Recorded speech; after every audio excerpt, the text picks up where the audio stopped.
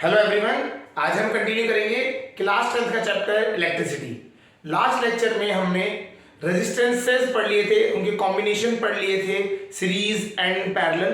तो हमने ये चीज पढ़ ली थी। आज हम वहीं से कंटिन्यू करते हैं, रेजिस्टेंसेस से स्टार्ट करते हैं और हम आज पढ़ेंगे फैक्टर्स अफेक्टिंग रेजिस्टेंसेस। जो हमारा रेजिस्टेंस होता है, रेजिस्टेंस क्या होता था? It was the opposition offered to the electric current by a conductor. एक कंडक्टर जो इलेक्ट्रिक करंट उसकी तरफ से फ्लो हो रहा है, उसको जो अपोजिशन दे रहा है, रोक रहा है, उसे कहते हैं रेजिस्टेंस। तो हम बात करेंगे रेजिस्टेंस किन फैक्टर्स पे डिपेंड करता है। चलिए स्टार्ट करते हैं आज का लेक्चर। पहला टॉपिक है हमारा factors on which resistance depend. हमारे को रेजिस्टेंस की बात करनी है, डिपेंड्स। देखिए इसमें यहां पे हम इस हेडिंग के अंदर हम बेसिकली रेजिस्टेंस का फॉर्मूला पढ़ेंगे। हम रेजिस्टेंस का फॉर्मूला देखेंगे कि कौन कौन से ऐसे पैरामीटर्स हैं जो रेजिस्टेंस को डायरेक्ट इंपैक्ट करते हैं। चलिए इसको स्टार्ट करते हैं। देखिए रेजिस्टेंस जो होता है, रेजिस्टेंस इज इक्वल टू, कभी भी आप एक कंडक्टर का रेजिस्टेंस देखेंगे तो it is equal to rho L upon A. अब समझते हैं ये क्या क्या है, ये टर्मिनोलॉजी समझते हैं। R is the resistance. R तो हमारा क्या है, प्यारा रेजिस्टेंस है जो हमारे सर्किट में मिलेगा, ठीक है। A is the area of cross section. ये एरिया ऑफ क्रॉस सेक्शन होता है किसका? कंडक्टर का। ये होता है कंडक्टर का। तो area of cross section L is length of conductor. चलिए ये भी हो गया हमारा। अब ये रो एक जो बचा है, ये क्या होता है? It is very important property of material of conductor. देखिए ये हो गया एरिया पे डिपेंड करता है कंडक्टर की, ये लेंथ पे डिपेंड करता है। ये जो रो है इसे कहते हैं resistivity and it depends on the material. Resistivity ये किस पे डिपेंड करता है? मटेरियल पे डिपेंड करता है, किस मटेरियल का वो आपका कंडक्टर है। जैसे कॉपर का होगा तो कॉपर के लिए रेजिस्टिविटी फिक्स होगी, सिल्वर का होगा अलग होगी, गोल्ड होगा अलग होगी, ठीक है। तो इस तरीके से हर एक की रेजिस्टिविटी डिफरेंट हो जाती है आपके मटेरियल वाइज अगर हम बात करते हैं, ठीक है।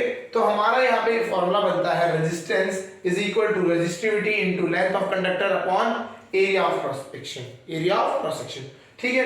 तो अब हम क्या करते हैं, इसको एक बार समझते हैं क्या होता है। देखिए फ्लो ऑफ इलेक्ट्रिक करंट जो होता है वो सिमिलर होता है फ्लो ऑफ वाटर। अगर हम बात करें वाटर का फ्लो जो होता है, एक पाइप से अगर हम वाटर को फ्लो करा रहे हैं तो उसकी तरह ही फ्लो होता है, ठीक है। तो अब हम यहां समझते हैं। देखिए अगर मैं पहले हम बात करते हैं, सबसे पहले पैरामीटर को हम बात करते हैं एरिया से स्टार्ट कर लेते हैं। एरिया फिर लेंथ फिर रेजिस्टिविटी पे आते हैं, ठीक है। अब क्या है, अगर मेरा ये कंडक्टर है हमारा, ये सपोज करिए उसका एरिया है A1 और इससे मुझे क्या करना है, करंट को फ्लो कराना है, आई को फ्लो कराना है, ठीक है। करंट इससे फ्लो करके जाएगा, ठीक। अगर मैं कोई और चीज चेंज ना करूं, मटेरियल वही रखता हूं, लेंथ वही रखता हूं, जो इसकी लेंथ है वही रखता हूं, बट एरिया क्या कर देता हूं, बढ़ा देता हूं। एरिया कर रहा हूं, बढ़ा दे रहा हूं, ठीक है। एरिया क्या हो गया, बढ़ा दिया गया। ये जो एरिया है ये बढ़ गया, A2 हो गया। आप ये देख रहे हैं पाइप जो हमारा पानी का जो पाइप अगर बात करते हैं, उसमें अगर हमारा पतला पाइप होता है तो हमारे जो पतले पाइप होने की वजह से जो वाटर होता है वो क्या होता है, कम रेट से फ्लो कर रहा होता है, मतलब कम पानी आगे निकल रहा होता है। और यही पाइप बड़ा हो जाए तो क्या होगा, वाटर ज्यादा अमाउंट में निकलेगा। सिमिलरली इसी तरीके से यहाँ पे क्या होगा, करंट के लिए भी हम ऐसे ही बात करेंगे कि अगर मेरा एरिया ऑफ क्रॉस सेक्शन कम है तो ये क्या होगा, पानी जो होगा, करंट जो होगा वो कम निकलेगा। और जब हमारा एरिया ऑफ क्रॉस सेक्शन बढ़ गया तो करंट क्या हो जाएगा, हमारा बढ़ जाएगा। इसका मतलब क्या है, I1 इस केस के लिए क्या हो गया, I2 क्या हो गया, ग्रेटर देन I1 हो गया, हाँ है ना, करंट ज्यादा जाएगा। अच्छा करंट ज्यादा जाने का मतलब क्या है, इसने अपोजिशन कम किया, जब कोई चीज आप करंट ज्यादा, करंट के लिए तो अपोजिशन था, तो करंट अगर हम बोल रहे हैं करंट ज्यादा जा रहा है तो अपोजिशन कम हुआ होगा, रो का कम गया होगा, तभी तो करंट ज्यादा निकल रहे हैं। ठीक है, तो करंट आगे निकल रहा है, अपोजिशन कम हो रहा होगा, इसका मतलब क्या है, जो रेजिस्टेंस है वो हमारा कम हो गया। हाँ या ना? तो हम यहां से एक चीज समझते हैं, अगर मेरा एरिया में बढ़ा देता हूं, क्रॉस सेक्शन एरिया बढ़ा देता हूं, तो रेजिस्टेंस क्या हो जाएगा, मेरा कम हो जाएगा, मतलब resistance is inversely proportional to area. तो resistance is inversely proportional to area. इसी तरीके से अगर हम ये चीज निकली तो हमने ये फॉर्मूले में रख दिया। ठीक है, तो हमें ये चीज यहां पहली पॉइंट क्लियर है, एरिया बढ़ जाएगा तो करंट ज्यादा फ्लो करेगा, इसका मतलब क्या, रेजिस्टेंस हम कम दे रहे हैं। ठीक है, तो यहां से हमें समझ आ गया रेजिस्टेंस और एरिया एक दूसरे के क्या होते हैं, इनवर्सली प्रोपोर्शनल होते हैं। एरिया अगर बढ़ेगा तो रेजिस्टेंस क्या होगा, उससे क्या होगा, रेजिस्टेंस डिक्रीज होगा। ठीक है, तो ये प्रॉपर्टी, ये चीज देखते हुए हम बताते हैं कि रेजिस्टेंस जो होता है इनवर्सली प्रोपोर्शनल होता है एरिया की। क्लियर हो गया? चलिए, तो अब यहां समझ आ गया एरिया ऑफ क्रॉस सेक्शन नीचे ही क्यों लिखा जाता है। ठीक है, अब आते हैं लेंथ के लिए, इसके लिए आते हैं। ठीक है, अभी क्वेश्चंस भी करेंगे, इनके ऊपर देखेंगे। अब क्या है, सेकंड केस देखते हैं। ठीक है, ये हटा देते हैं। अब क्या किया हमने, सेम क्रॉस सेक्शन एरिया रखा, एरिया सेम रखा बट लंबाई ज्यादा कर दी। एरिया क्रॉस सेक्शन ये भी A1 ही है, बट लेंथ क्या हो गया, पहले लेंथ थी L1, अब क्या है लेंथ, सपोज करें L2 हो गई, लेंथ बढ़ गई। हाँ यार, तो एरिया वही है, मटेरियल वही है, बट लेंथ बढ़ गई। अब लेंथ बढ़ने से क्या होगा, देखिए सब कुछ सेम है ना, यही तो है, इसके बाद इसको हमने बढ़ा दिया, जो इसका ये जो रेजिस्टेंस देगा है ना, इसमें हमने थोड़ा और बढ़ा दिया रेजिस्टेंस, तो रेजिस्टेंस बढ़ ही रहा है। तो आप देखेंगे जब हम एरिया वही रखते हैं और लेंथ बढ़ाते चले जाते हैं तो रेजिस्टेंस क्या होता है, बढ़ता चले जाता है। ठीक है, तो जितना आप रेजिस्टेंस, जितना आप इस लेंथ को बढ़ाते चले जाएंगे उतना ही रेजिस्टेंस बढ़ता चला जाएगा। क्लियर हो रहा है? ठीक है, इसको एग्जांपल एक और तरीके से समझ सकते हैं, फ्लो ऑफ वाटर के साथ कंपेयर कर रहे थे हम। आप एक छोटा पाइप लीजिए, उसको क्या, उससे आपने क्या करिए, पानी को सिप कीजिए, लेंथ कम है तो जो पानी को ऊपर उठाने के लिए जो पाइप रेजिस्टेंस देगा वो कम देगा, पानी आ जाएगा आपके पास। वहां उसकी जगह पे आप बहुत लंबा पाइप ले लीजिए, आपको क्या करना पड़ेगा, ज्यादा वर्क करना पड़ेगा उस पानी को अप ऊपर मूव कराने के लिए, बिकॉज जो रास्ते में जो फ्लो है उस पर रेजिस्टेंस ज्यादा लग रहा है। तो लेंथ बढ़ने के साथ साथ आपका क्या है, रेजिस्टेंस बढ़ता चले जाएगा। क्लियर है? जितना ज्यादा लेंथ आप बढ़ाते जाओगे रेजिस्टेंस कम होता चला जाएगा। क्लियर हो गया? तो इसलिए यहां से एक चीज और याद रखना है, प्रैक्टिकल लाइफ के कंसेप्ट से समझाएं, कभी भी आप सर्किट जो बनाओ तो तार को काफी लंबा ना खींचे। ठीक है, क्या होना चाहिए, तार की लंबाई अगर जितनी ज्यादा बढ़ाते चले जाएंगे उतना ज्यादा रेजिस्टेंस बढ़ता चले जाएगा, और उसके रेजिस्टेंस बढ़ने की वजह से आपका क्या होगा, आपको करंट की वैल्यू क्या मिलेगी, कम मिलेगी। ठीक है, तो अगर हमने बहुत दूरी पे कोई मतलब रख दिया है, तार ले जाके वहां पे बल्ब जलाने की कोशिश कर रहे हैं तो वहां करंट कम पहुंचेगा। ठीक है, तो इसलिए क्या है, तारों को ज्यादा लंबाई में हम नहीं खींचते। क्लियर हो गया? रेजिस्टेंस बढ़ जाता है। यहां तक एक चीज समझ आ गई, अगर लेंथ बढ़ेगी तो रेजिस्टेंस भी क्या होगा, बढ़ेगा। ठीक है, रेजिस्टेंस भी बढ़ेगा। क्लियर है? ये चीज समझ गए? अगला नेक्स्ट पॉइंट, अब आते हैं रेजिस्टिविटी पे। इसको समझाने के लिए अगर आप सिंपल लैंग्वेज में बात करें, देखिए हर एक मटेरियल की एक, अगर हम बात करें केमिकल, अगर उसके तो केमिकल लेवल पे हम बात कर रहे हैं, और एक बात कर रहे हैं ओरिएंटेशन लेवल पे, मतलब क्या हुआ, एटम्स किस तरीके से अरेंज हो रखे हैं अंदर। ठीक है, तो हर एक मटेरियल होता है, हर एक मटेरियल में एटम्स की अरेंजमेंट, उसमें number of free electrons, electrons क्या है, कितने नंबर ऑफ इलेक्ट्रॉन्स घूम रहे हैं आउटर मोस्ट में, जो फ्री है मूव करने के लिए, जो एक्साइट होकर बाहर निकल आ सकते हैं। तो बहुत सारे पैरामीटर्स पे डिपेंड करता है आपका क्या होता है, फ्लो ऑफ करंट। ठीक है, तो जितने ज्यादा फ्री इलेक्ट्रॉन्स होंगे, फ्री इलेक्ट्रॉन्स क्या होते हैं, देखिए अगर एक कंडक्टर है ना, उसमें बहुत जो एटम्स है, बहुत सारे एटम्स ये जो है हमारे इसके अंदर, तो वो क्या होते हैं, उसके चारों तरफ इलेक्ट्रॉन घूम रहे हैं, इलेक्ट्रॉन्स घूम रहे हैं, और जो एक्साइटेड इलेक्ट्रॉन्स है, जो जैसे जैसे हम इसमें वर्क लगाएंगे तो कुछ इलेक्ट्रॉन्स क्या होते हैं, एक्साइट हो जाते हैं और ये बाहर निकल आते हैं मूवमेंट करने के लिए, उन्हें कहते हैं फ्री इलेक्ट्रॉन्स। जितने ज्यादा इलेक्ट्रॉन्स निकलेंगे, कुछ मटेरियल के कुछ में कम इलेक्ट्रॉन्स निकलते हैं, किसी में ज्यादा इलेक्ट्रॉन निकलते हैं, जिसमें ज्यादा इलेक्ट्रॉन निकलेंगे उसमें करंट क्या होगा, तेजी से फ्लो करेगा। तो हमें यहां से समझ आता है कि मटेरियल कौन सा है, एल्यूमिनियम है, कॉपर है, सिल्वर है, गोल्ड है, कौन सा मटेरियल है जिसके according number of free electrons कितने होंगे वो पता लग जाएगा, या फिर वो एक्सेसिबिलिटी कितनी दे रहा है वो करेगा। तो इसको कि मटेरियल कितना रेजिस्ट कर रहा है वो प्रॉपर्टी को हम बात करते हैं, तो रेजिस्टिविटी कहा जाता है। उसे क्या कहा जाता है, रेजिस्टिविटी। तो मटेरियल में जितना ज्यादा रेजिस्टिविटी क्या होता है, अगर हम इसकी डेफिनेशन लिखना चाहें, ठीक है, तो इसकी डेफिनेशन लिखते हैं तो उससे और क्लियर होगा। Resistivity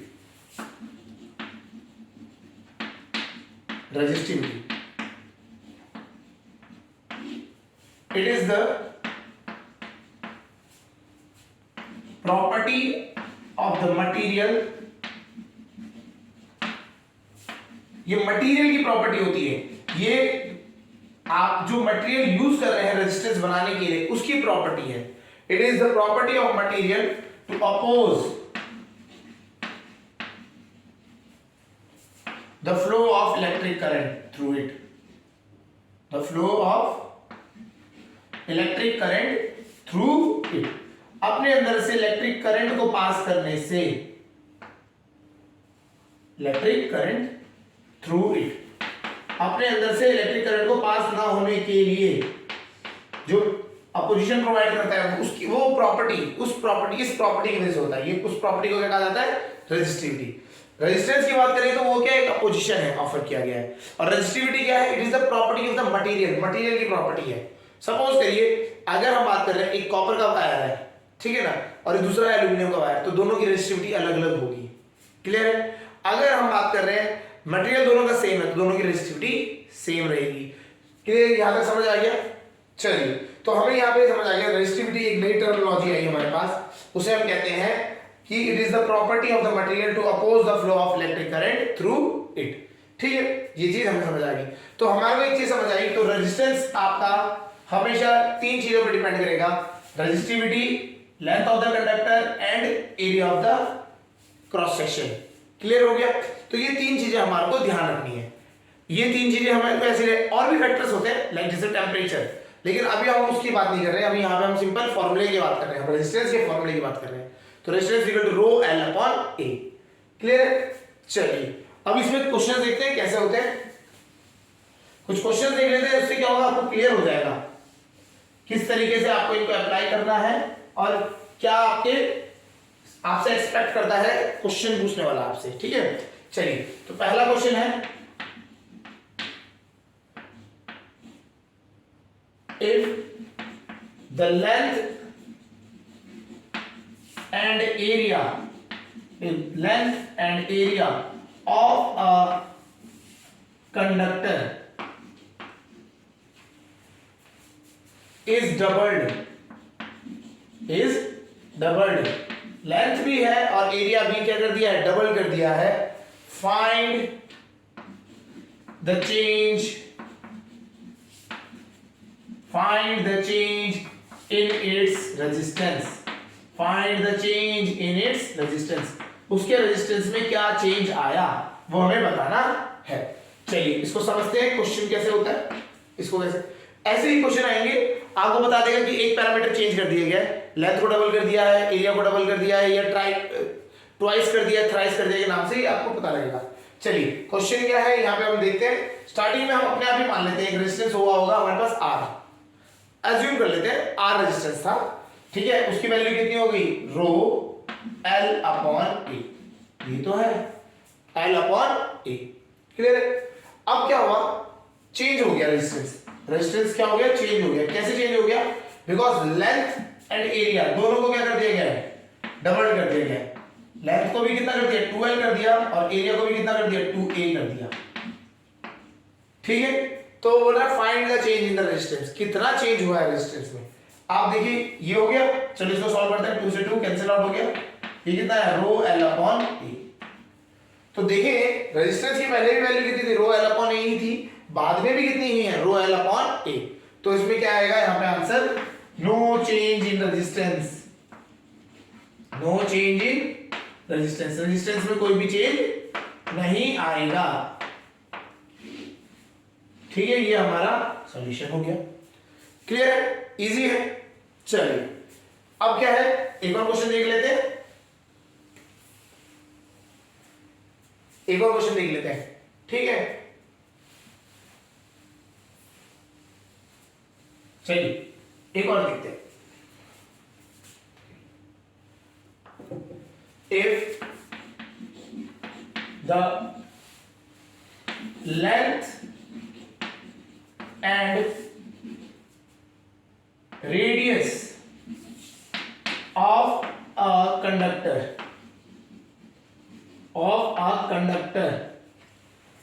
is doubled,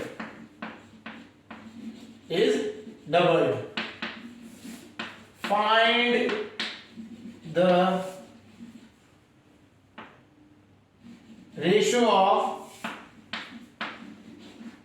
final and initial resistance, तो क्वेश्चन आता है फाइंड करना है इनिशियल एंड फाइनल रेजिस्टेंस का रेशियो बताना है, ठीक है जी। समझ लेते हैं क्या करना है। पहले हम क्या करेंगे, हमें क्या हुआ है इस बार, लेंथ हुआ है और रेडियस हुआ है। ये क्वेश्चन और पहले वाला आपको लग रहा होगा काफी को सेम है, डिफरेंस है। यहां पे रेडियस डबल हुआ है, वहां पे एरिया डबल हुआ था। कैसे होगा देखिए, पहले वाले हम रेजिस्टेंस को मान लेंगे R is equal to rho L upon A, मान लिया हमने, ठीक है, कोई प्रॉब्लम नहीं है। अब दूसरे वाले को हम मानेंगे R डैश, ठीक है, क्यों मानेंगे रो। अच्छा यहां पे एक चीज समझते हैं, हमें रेडियस की टर्म में दे रखा है ना, तो रो एल, एरिया क्या है रेजिस्टेंस, हमें क्या दे रखा है रेडियस दे रखा है, तो रेडियस कभी भी रेडियस दिया जाए तो इसका मतलब हमारा जो हमारा वो है रेजिस्टेंस है वो एक सिलेंड्रिकल फॉर्म में, कैसा फॉर्म में, सिलेंड्रिकल फॉर्म में। तो हमारा जो एरिया होगा क्रॉस सेक्शन का वो क्या होगा, एक सर्कल होगा। तो सर्कल का एरिया क्या होता है पाई आर स्क्वायर, हाँ या ना, ठीक है। चलिए यहाँ पे लिख देते रो एल, अब एल चेंज हो गया, एल कितना हो गया, डबल हो गया, तो 2L आएगा, हाँ या ना। एरिया अब आता है रेजिस्टेंस के लिए भी, नीचे आर के लिए आते हैं, आर कितना हो गया 2R हो गया हमारा, ठीक है। चलिए सॉल्व करते हैं। तो यहां से आया ऊपर 2 रो एल अपॉन पाई, 2R का स्क्वायर कितना होता है 4R स्क्वायर, है ना। चलिए सॉल्व करते हैं। 2 से ये कैंसिल हुआ, 2 आया, तो ये आ गया rho L upon 2 pi R square, है ना। पहले था rho L upon pi R square, बाद में हो गया rho L upon 2 pi R square. देखेंगे तो पहले वाले में से क्या हो गया, आधा हो गया है। अगर हम इसको कुछ नहीं करते, सिंपल दोनों को लिखते हैं और डिवाइड कर देते हैं।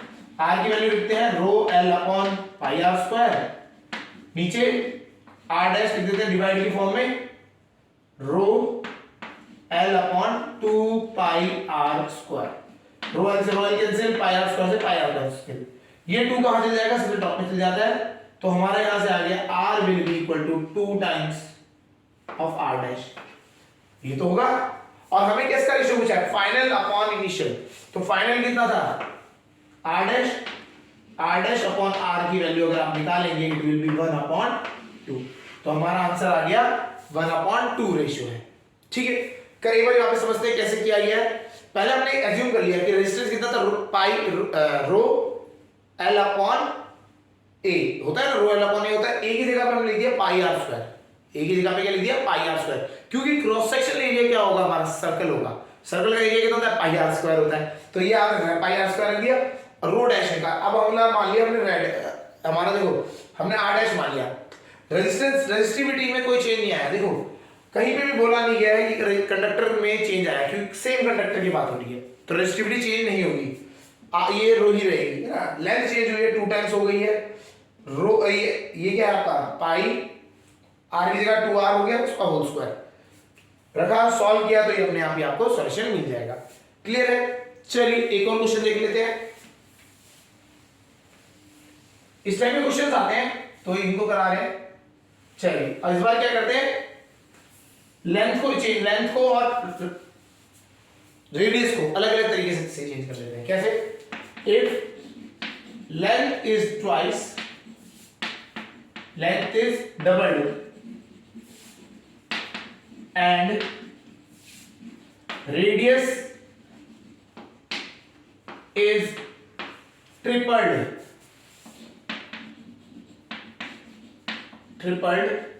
of a conductor, एक कंडक्टर है उसके लिए ये हो रहा है, then find the value of final resistance, then find the value of final resistance if initial resistance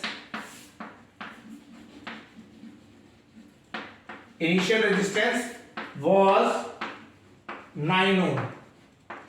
initial कितना था? 9 ओम था। पहला अभी जो हमारे को इनिशियली केस में दे रखा है 9 ओम रेजिस्टेंस दे रखा है, और हमने क्या किया, लेंथ को डबल कर दिया, रेडियस को ट्रिपल कर दिया। तो हम क्या कर रहे हैं, हम क्या कर रहे हैं, उस वाले रेजिस्टेंस को नहीं छेड़ रहे हैं, हम उसकी जगह दूसरा रेजिस्टेंस बना रहे हैं, जिसमें हमने क्या किया है, लेंथ को डबल कर दिया, जो रेडियस है उसको ट्रिपल कर दिया।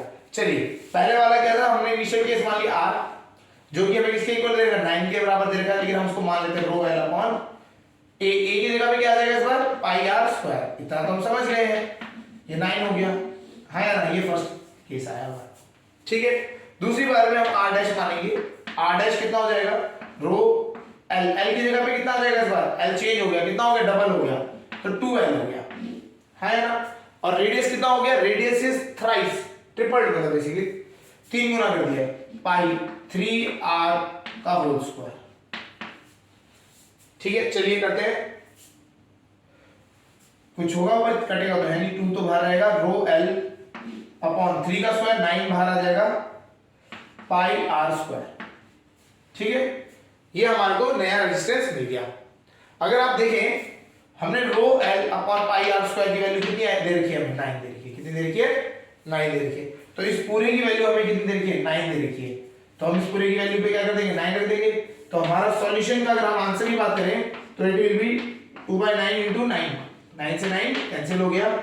हमारा जो रेजिस्टेंस है it is decreased, it has decreased from 9 to 2, मतलब वो डिक्रीज हो गया है, 9 से कितने में आ गया है, 2 पे आ गया है। तो हमारा सॉल्यूशन ये है। ठीक है, ये हमारा सॉल्यूशन हो गया। क्लियर हो रहा है? तो इस तरीके से करना है आपको, कंडीशन चेक करनी है कि क्या दी गई है आपको। ठीक है, और उस कंडीशन के हिसाब से आपको इनमें सॉल्यूशन करने हैं। क्लियर हो गया? अब एक क्वेश्चन आता है, इसको समझते हैं, वो थोड़ा डिफरेंट है।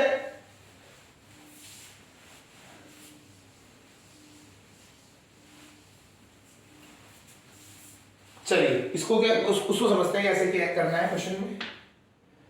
If the length of a resistance, if the length of a resistance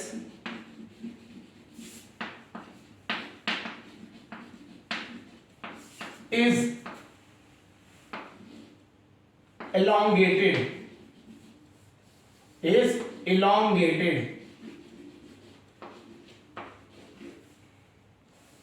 to 4 times calculate the ratio of final and initial resistance,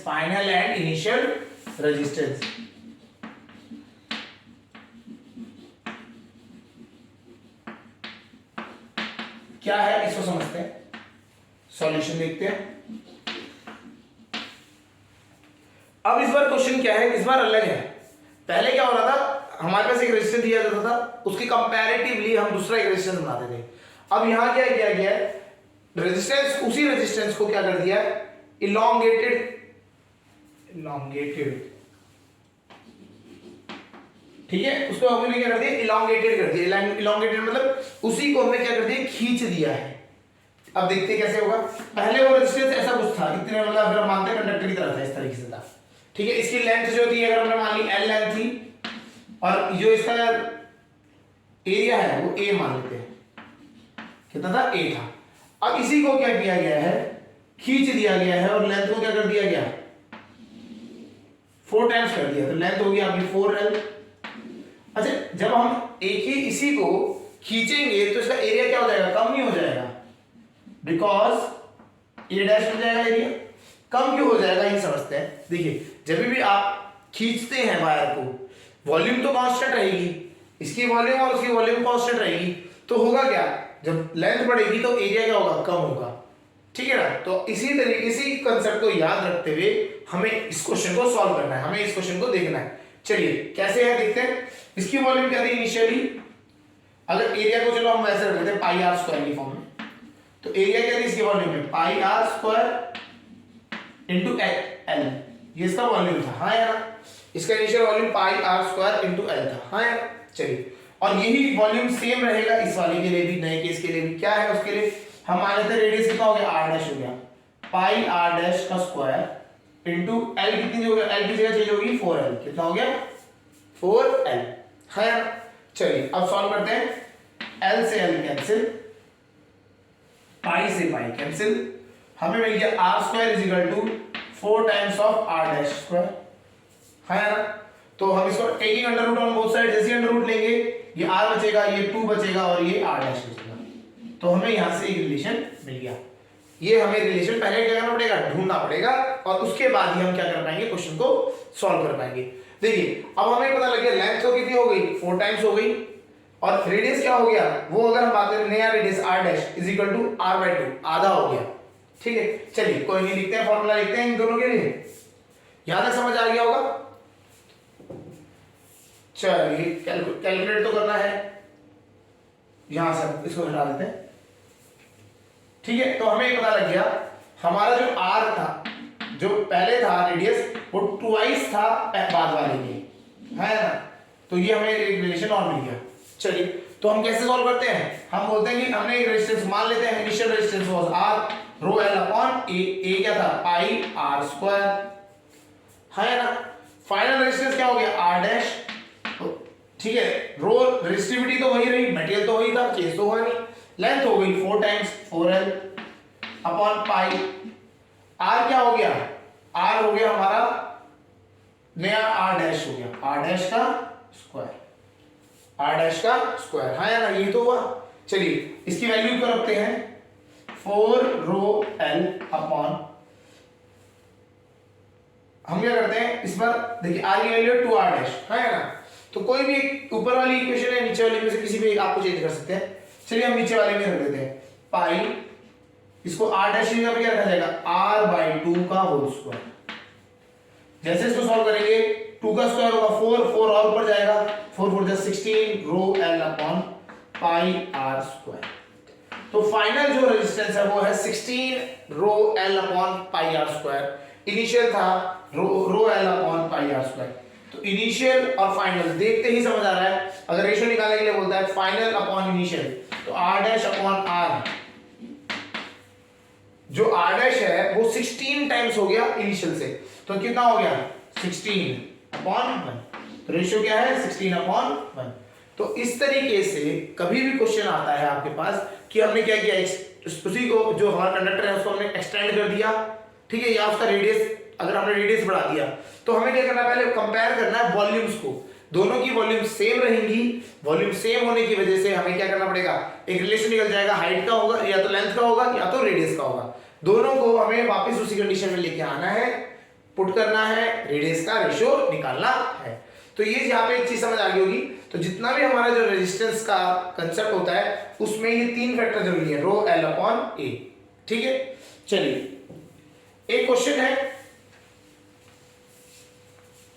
उसमें लिखते हैं if the length of the resistance is elongated to 4 times, यही रखते हैं, find the ratio of the final and initial resistivity, find the ratio between of the initial and final resistivity. ये question किस लिए दे रहे हैं, ये क्वेश्चन कराने का क्या रीजन है, इसमें कंसेप्ट क्लियर होना चाहिए आपको। क्या बोला, एक कंडक्टर एक रेजिस्टेंस था, ठीक है, उसको हमने क्या किया, elongate कर दिया, 4 टाइम्स कर दिया, ठीक है। तो calculate the ratio of the final and initial resistivity का, रेजिस्टिविटी के लिए बात कर रहे हैं। देखिए इसमें क्या होता है, लोग क्वेश्चंस पढ़ते हैं और ये रेजिस्टिविटी को ध्यान नहीं देते, रेजिस्टेंस ही मान लेते हैं और वही चीज करते हैं, r निकालेंगे फिर r डैश 16/1 आएगा हमारा वैल्यू, है ना। लेकिन यहाँ रेजिस्टिविटी दे रही है, रेजिस्टिविटी अगर आप देखेंगे रेजिस्टिविटी दोनों केस में हमने क्या ली थी, r डैश ले लेंगे, तभी भी हमने ये क्या रो l अपॉन a ली थी, और दूसरे के लिए रो एल डैश अपॉन ए डैश चेंज हो गए, चलो लेंथ, लेकिन रेजिस्टिविटी क्या है, सेम है। क्यों? मटेरियल चेंज नहीं हुआ है। जब तक मटेरियल चेंज नहीं होगा तब तक रेजिस्टिविटी चेंज नहीं होगी। तो यहां पे लिखेंगे इसका solution, as material remain same, as material remains same, resistivity will not change, resistivity will not change, कोई भी रेजिस्टिविटी में चेंज नहीं आएगा। तो रेशियो क्या रहेगा, 1:1। इनिशियल भी वही था, फाइनल भी वही था, तो रेशियो क्या है, 1:1 ही रहेगा। समझ आ गया होगा। चलिए अब आते हैं नेक्स्ट टॉपिक पे। रेजिस्टेंस के ऊपर समझ आ गया होगा किस तरीके से क्वेश्चंस बनते हैं और कैसे हमें उनको फेस करना है। चलिए अब आते हैं हमारा नेक्स्ट टॉपिक। ये हमें ये चीज समझ आ गई रेजिस्टेंस क्या होता है, ठीक है। उसकी हमने सीरीज एंड पैरेलल कॉम्बिनेशंस भी देख लिए थे। दोनों के दोनों अगर मिल जाए एक साथ ही एक ही क्वेश्चन में, सीरीज भी हो जाए पैरेलल भी हो जाए, तो वो भी हमने समझ लिया था। अब हमने रेजिस्टेंस का फॉर्मूला भी समझ लिया, resistance equal to rho L upon A. Resistivity भी समझ ली, रेजिस्टिविटी क्या होता है ये भी हमें समझ आ गया, ठीक है। अब क्या है, अब हम बात करते हैं devices used in electrical circuit. कुछ डिवाइसेस हैं उनको हम डिवाइस समझ लेते हैं क्या क्या होती है। Devices used in electrical circuit, हमारे सर्किट में जो डिवाइसेस यूज होंगी उनको समझते हैं। ये जब हमने इलेक्ट्रिकल सर्किट डायग्राम बताया था तब इन डिवाइसेस के बारे में हल्का सा नाम आए थे इनके, अब उन्हें समझते हैं। सबसे पहली डिवाइस आती है, ठीक है, स्विच। सबसे पहली डिवाइस है स्विच। ये सबको पता ही है, हमने डे टू डे सब लोगों को पता होता है, हमारे घर में स्विचेस होते हैं। इसका काम क्या होता है समझते हैं। द वर्क इज, या हम सीधा लिख सकते हैं, its work is to make और ब्रेक, या तो उसको सर्किट, एक सर्किट को या तो कंप्लीट करेगा या तो उसको ब्रेक कर देगा। मेक करेगा, मेक मतलब क्या होता है, उसको कंप्लीट करने पे क्या होगा, करंट फ्लो करने लग जाएगा, और ब्रेक करने के में क्या होगा, सर्किट ब्रेक हो गया, करंट फ्लो करना बंद हो जाएगा। Switch is a device that is used to make और break a electrical circuit. Clear हो गया। चलिए सेकंड जो डिवाइस है इसका नाम है गैल्वेनोमीटर।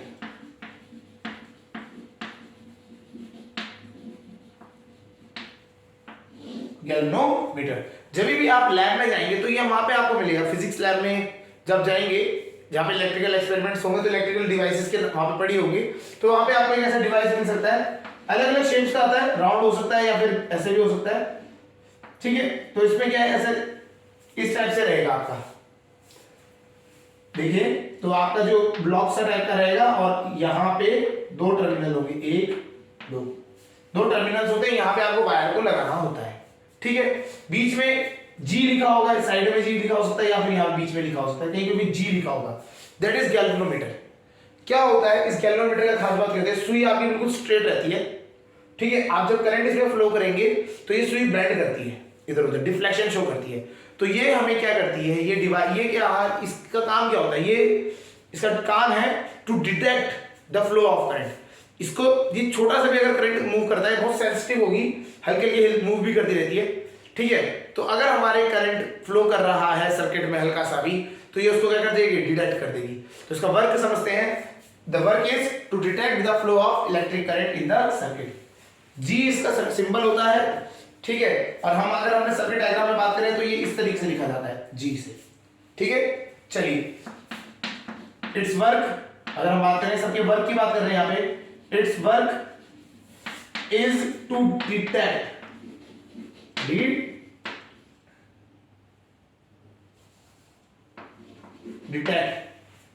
क्या करता है, डिटेक्ट करता है electric current in the circuit, electric current in circuit. Circuit में इलेक्ट्रिक करंट कितना फ्लो कर रहा है, कितना फ्लो कर रहा है वो नहीं, करंट फ्लो कर रहा है या नहीं कर रहा है, उसको डिटेक्ट करने के लिए क्या यूज होता है, गैल्वेनोमीटर। और अगर हमें उसकी वैल्यू बतानी है कितना फ्लो हो रहा है, उसके लिए हम यूज करते हैं एमीटर। तो एमीटर क्या होता है, it works its work is to calculate amount of electric current,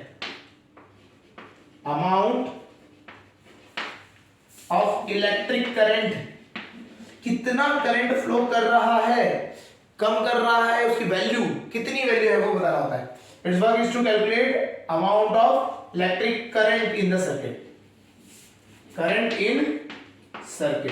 circuit में कितना करंट फ्लो कर रहा है वो बताता है। इसका सिंबल अगर आप देखेंगे तो ए लिखा हुआ होता है। अगर आप देखेंगे दिखने में गैल्वेनोमीटर जैसा होगा, लेकिन इसकी सुई जो होगी वो जीरो से स्टार्ट होती है। गैल्वेनोमीटर की सुई पे बिल्कुल स्ट्रेट होती है, मिडल में होती है। एमीटर की जो सुई होती है वो अगर आप देखें तो वो क्या होगी, एक साइड वो गिरी हुई होगी, वो यहां से इधर को मूवमेंट देती है। क्लियर है? तो आपका गैल्वेनोमीटर में ये भी ध्यान सकते हैं, गैल्वेनोमीटर की सुई जो होती है बिल्कुल स्ट्रेट सेंटर में खड़ी होती है, क्योंकि दोनों साइड को रिफ्लेक्ट कर सकती है। वो आपको डायरेक्शन भी बता रही है, करंट अगर आ रहा है किधर को आ रहा है, इस साइड को आ रहा है, उस साइड को आ रहा है ना। तो पॉजिटिव से नेगेटिव कहां पे मतलब डायरेक्शन आप बता सकते हैं, पॉजिटिव कहां है नेगेटिव का है, गैल्वेनोमीटर की हेल्प से। एमीटर समझ आ गया। नेक्स्ट जो है हमारी डिवाइस दैट इज वोल्टमीटर। हम ये डिवाइसेस जो है ये प्रैक्टिकल लाइफ में जो प्रैक्टिकल आप करते हैं, प्रैक्टिकल लैब्स में जाते हैं तो ये वहां पे डिवाइसेस होती हैं। इनका यूज क्या होता है, आपको इनको आपको वो कैसे लगानी है डिवाइसेस वो समझते हैं, वो भी समझेंगे। ठीक है, चलिए फोर्थ जो है वो है वोल्टमीटर। ये वोल्टमीटर देखिए, वोल्ट समझते हैं, वोल्ट कहां पे आता था, वोल्ट वोल्टेज के लिए आता था, है ना। तो वोल्टमीटर जो होता है वोल्टेज को मेजर करता है, कितना पोटेंशियल डिफरेंस है। ठीक है, तो हम यहां लिख सकते हैं its work is to calculate potential difference. Its work is to calculate potential difference. Its work is to calculate potential difference across two point। कोई भी दो पॉइंट आप दे सकते हो, उस पॉइंट के अक्रॉस वोल्टमीटर क्या बताता है, पोटेंशियल डिफरेंस बताता है, कितना वोल्टेज डिफरेंस है। अच्छा, अब यहाँ पे एक दो नोट है, ये समझते हैं। एक तो होता है एमीटर। इसमें एमीटर में क्या है, एमीटर के बारे में समझते हैं। एमीटर हैज लो रेजिस्टेंस, बहुत कम रेजिस्टेंस होता है, नेग्लिजिबल रेजिस्टेंस। ठीक है, hence is connected in series. उसको कैसे लगाते हैं, सर्किट में सीरीज में लगाते हैं। अगर हम सर्किट में बात करें तो एमीटर किसमें लगता है, सीरीज में लगता है। सीरीज आप समझ रहे होंगे, जैसे हमने रेजिस्टेंस में पढ़ा था, एक के बाद एक लगते हैं, तो एमीटर लगने के बाद आप सीधा रेजिस्टेंस लगा सकते हैं। लेकिन वोल्टमीटर के लिए बात करते हैं हम, जब वोल्टमीटर हैज लार्ज रेजिस्टेंस, बहुत ज्यादा रेजिस्टेंस होता है, छोटा मोटा नहीं, बहुत ज्यादा रेजिस्टेंस होता है। Hence is connected in parallel. ये किससे कैसे होता है, जिस पॉइंट में आपको वोल्टेज डिफरेंस निकालना है उसके वहां पे क्या लगता है, उसमें पैरेलल में लगता है। तो आपको ये याद रखना है, कभी भी वोल्टेज अगर सीरीज में दिखाई दे गया तो सर्किट में करंट फ्लो नहीं कर रहा होगा, क्योंकि वोल्टेज का बहुत ज्यादा होता है। समझ आया?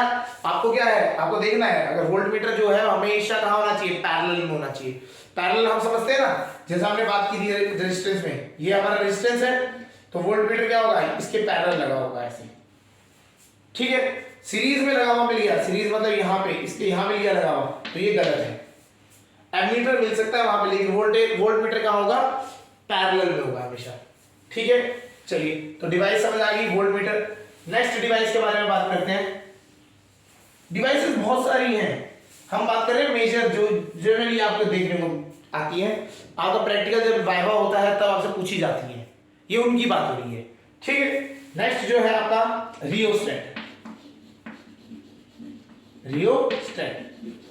अगर हम बात करें रियोस्टेट की, तो ये ना आपको ऐसा स्टैंड से दिखेगा, और इसमें क्या होता है, एक कॉइल लगी होती है बहुत बड़ी सी, इस टाइप से कॉइल लगी होती है, नीचे टर्मिनल होता है, यहाँ पे आपका ऊपर से कनेक्शन में आता है, ये टर्मिनल होते हैं। ठीक है, इधर भी वो स्टैंड सा बना होता है, और इसके ऊपर एक ना स्लाइडर लगा होता है उस टाइप से, और इसमें आप देखिए वायर्स ऐसे लगे हुए होंगे। ठीक है, तो इस टाइप से आपको जो डिवाइस मिलेगा जिसमें आप स्लाइडर में स्लाइड करते हैं, तो वो है रियोस्टेट। वो क्या है, रियोस्टेट। इसको एक और नाम से जानते हैं, variable resistance, variable resistance, variable resistance. तो बेसिकली स्लाइडर्स होते हैं ये इसमें आप देखेंगे तो ये स्लाइडर्स की तरह होते हैं, ठीक है। आपने बहुत सारे डिवाइसेस देखे होंगे, वहां पे रियोस्टेट्स लगे होते हैं, वॉल्यूम का बटन देखा है तो घुमाते हैं, तो बेसिकली घुमाना क्या होता है, वो रियोस्टेट ही कंट्रोल कर रहे होते हैं हम, ठीक है। तो हम उसमें क्या कर रहे होते हैं, रेजिस्टेंस की वैल्यूज चेंज कर रहे होते हैं, क्लियर। चलिए, तो रियोस्टेट इज वेरिएबल रेजिस्टेंस, तो हम इसको समझ लेते हैं। Its work is to change the resistance। अच्छा, रेजिस्टेंस चेंज करके कोई फायदा है हमें? नहीं, हमें करंट को चेंज करना होता है, और करंट कब चेंज हो जाता है, जब रेजिस्टेंस चेंज करते हो। तो हम क्या करते हैं, इनडायरेक्ट वे होता है, हम करंट को डायरेक्ट चेंज नहीं करते, बैटरी हर बार चेंज नहीं करोगे आप बैटरी वही रखते हो, रेजिस्टेंस को बढ़ा देते हो, तो उससे क्या होता है, करंट की वैल्यू चेंज हो जाती है, ठीक है। तो its work is to change the resistance of the circuit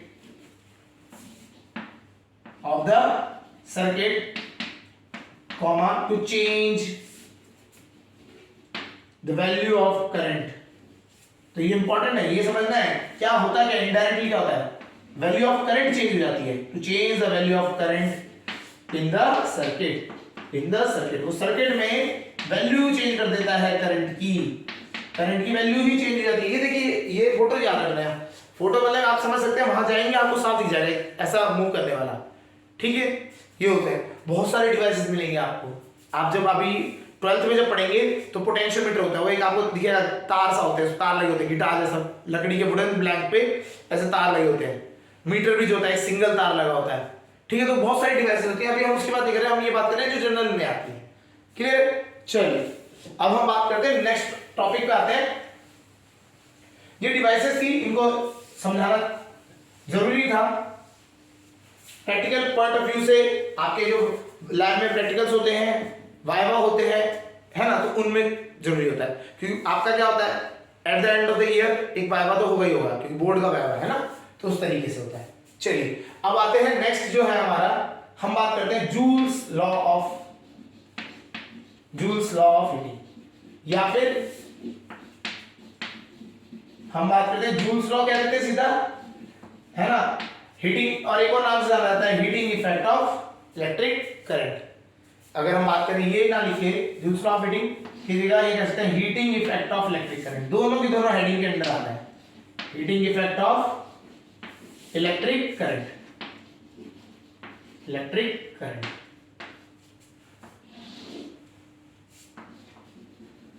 अच्छा, आपने एक पॉइंट हमने डिस्कस भी किया था पहले लेक्चर्स में, हमने बोला था कि जब भी आप कोई ऐसे अप्लायंस चलाते हैं तो वो गर्म हो जाता है ना, होता ही है। अगर आप अपने देखेंगे आसपास, फैन को चलाओ फैन गर्म, बल्ब को चलाओ बल्ब गर्म, ठीक है। आपने अपना मोबाइल भी चलाया तो वो भी गर्म, ठीक है। टीवी चलाएंगे वो भी हल्का हल्का हीटिंग करता है, आपका फ्रिज वो हीटिंग, गीजर तो हीटर ही है, ठीक है। आपने हीटर्स भी यूज करे तो वो हीटिंग के लिए ही यूज हो रहा है आपका। और कोई भी अप्लायंस आप अगर आसपास देखेंगे तो क्या होता है, उसमें जैसे जिसमें ज्यादा करंट चलता रहता है, कंटिन्यूअस करंट फ्लो करता है, वो गर्म हो जाता है ना।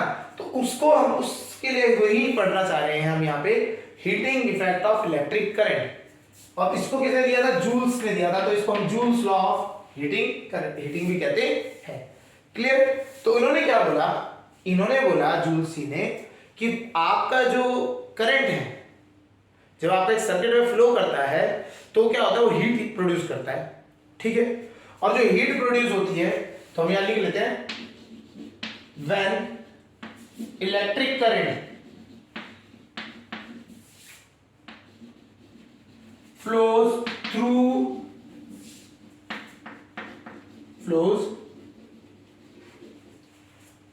A circuit, it produces heating, वो क्या करता है, हीटिंग प्रोड्यूस करता है, ठीक है। अगर और जो उसमें हम इसमें एक चीज कह सकते हैं, जो अमाउंट ऑफ हीट प्रोड्यूस, अगर हम बात करें वो उसको हम मान लेते हैं H, क्या मान लेते हैं H, amount of heat produce को हमने मान लिया H। तो ये जो H होता है, इट इज ऑलवेज, याद रखिएगा, directly proportional to I square, किसके, करंट के स्क्वायर के डायरेक्टली प्रोपोर्शनल है। क्लियर हो गया।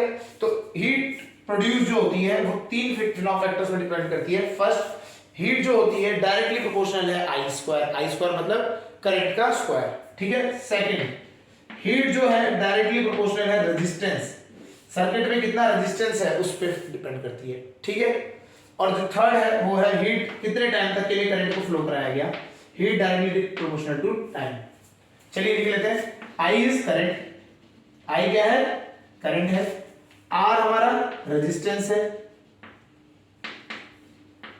ठीक है, और टी इज द हमारा टाइम, जितने टाइम तक के लिए आपने हीट करंट फ्लो कराया वो टाइम है, और एच तो है ही हमारी क्या है, heat.